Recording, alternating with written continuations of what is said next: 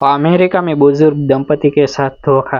America में अपने बेटे के पास जाकर आराम की जिंदगी बिताने का सपना देखने वाले ध्रुवेश मेहता और उनकी पत्नी वसुंधरा मेहता ने कभी नहीं सोचा था कि जिस घर को वे अपना सुरक्षित ठिकाना समझ रहे हैं, वही एक दिन उनके साथ ऐसा धोखा होगा कि उन्हें अपने ही बेटे से बात करने में डर लगने लगेगा। ध्रुवेश की उम्र 68 वर्ष थी और वसुंधरा 64 वर्ष की थी।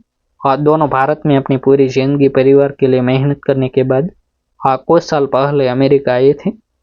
उनका इकलौता बेटा रौनक मेहता अमेरिका में अच्छी नौकरी करता था। उसने कई साल मेहनत करके अपना घर बनाया था। फिर उसने माता पिता से कहा था कि अब आप दोनों भारत में अकेले मत रहिए, मेरे पास अमेरिका आ जाइए। मैं आपकी पूरी जिम्मेदारी संभालूंगा। माता पिता पहले तैयार नहीं थे। उन्हें अपनी मिट्टी छोड़ने का डर था। लेकिन बेटे के बार बार कहने पर वे अमेरिका आ गई। शुरुआत के कुछ महीने बहुत अच्छे रहे और रौनक सुबह काम पर जाता और शाम को माता पिता के साथ खाना खाता। ध्रुवेश रोज सुबह पार्क में जाते।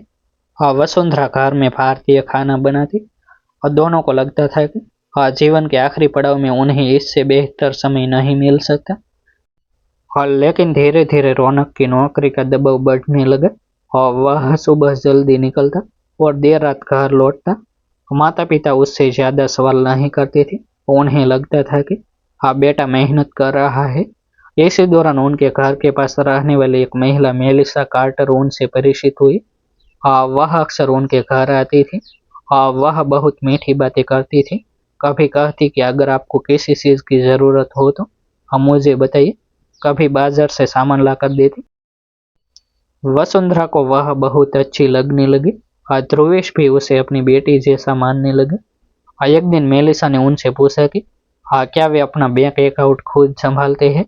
ध्रुवेश ने कहा कि हाँ, लेकिन ऑनलाइन बैंकिंग उन्हें ठीक से समझ नहीं आती। मेलिसा ने तुरंत मदद करने की बात कही और उसने कहा कि अमेरिका में ऑनलाइन बैंकिंग आसान है। मैं आपको सब समझा सकती हूँ। बुजुर्ग दंपति ने उस पर भरोसा कर लिया। मेलिसा ने उनके फोन में बैंकिंग ऐप खोलने में मदद की। उसने कहा कि सुरक्षा के लिए कुछ सेटिंग बदलनी होगी। ध्रुवेश को तकनीकी जानकारी कम थी। उसने जो कहा वे करते गए।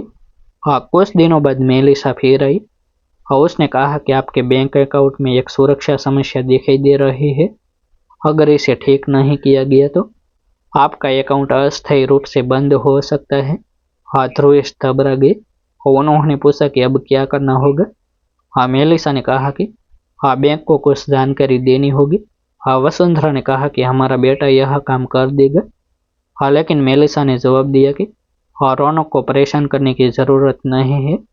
वह पहले ही बहुत व्यस्त रहता है। यही बात बुजुर्ग दंपति को सही लगी। उन्हें लगा कि वह उनकी मदद करना चाहती है। कुछ दिन बाद ध्रुवेश के बैंक से एक संदेश आया। खाते से एक बड़ी रकम निकली थी। ध्रुवेश घबरा गए। उन्होंने तुरंत बैंक को फोन किया। बैंक ने उन्हें बताया कि खाते से ऑनलाइन ट्रांजैक्शन हुआ है। ध्रुवेश ने कहा कि उन्होंने ऐसा कोई भुगतान नहीं किया। बैंक ने उनसे कई सुरक्षा सवाल पूछे। उन्हें एहसास हुआ कि उनके खाते की कुछ जानकारी किसी और के पास पहुंच चुकी थी। लेकिन इससे भी बड़ा झटका तब लगा जब उन्होंने दूसरा अकाउंट चेक किया। वहां से भी रकम गायब थी। वसुंधरा की आंखों में आंसू आ गए। उन्होंने कहा कि यह पैसा हमने पूरी जिंदगी बचाया है, अब हम क्या करेंगे। ध्रुवेश ने तुरंत रौनक को फोन करने की सोची। लेकिन फिर उन्हें याद आया कि बेटा कई दिनों से काम के तनाव में था। उन्होंने सोचा कि पहले बैंक से मामला साफ कर लेते हैं। अगले दिन मेलिसा खुद उनके घर आई और उसने पूछा कि सब ठीक है या नहीं। ध्रुवेश ने बैंक से पैसे निकलने की बात बताई। यह सुनकर उसके चेहरे का रंग बदल गया और उसने कहा कि शायद कोई तकनीकी गलती होगी। लेकिन उसी समय ध्रुवेश के फोन पर बैंक का एक और संदेश आया। एक और ट्रांजैक्शन हुआ था। इस बार ध्रुवेश ने मेलिसा से कहा कि वह तुरंत घर से जाए। पहली बार उन्हें उस पर शक हुआ। मेलिसा ने बहाना बनाया और चली गई। उसके जाने के बाद वसुंधरा ने कहा कि हमें रौनक को सब बताना चाहिए। ध्रुवेश ने बेटे को फोन किया। लेकिन रौनक मीटिंग में था। और फोन नहीं उठा सका।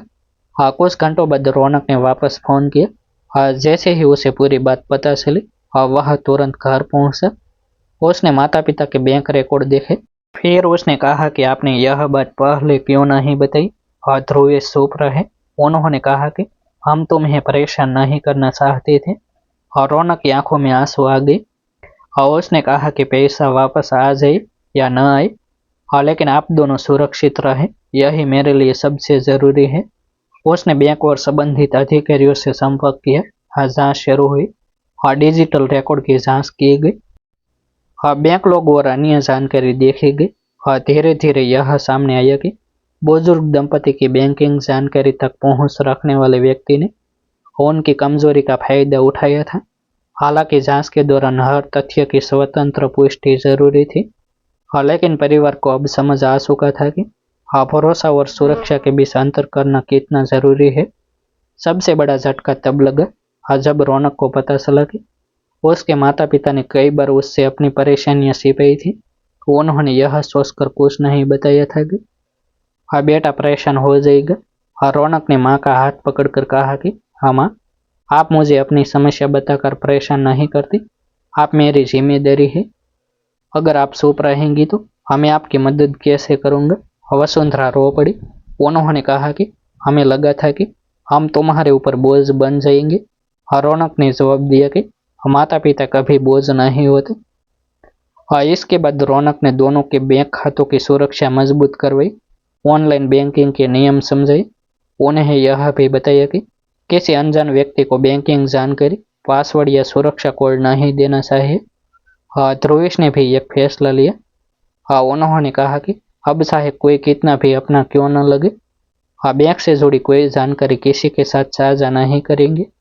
उन्होंने अपने दोस्तों से भी कहा कि अमेरिका या किसी भी दूसरे देश में रहने वाले बुजुर्ग भारतीयों को डिजिटल धोखाधड़ी से सावधान रहना चाहिए, क्योंकि ठग हमेशा डर पैदा करके जल्दी फैसला करवाने की कोशिश करते हैं।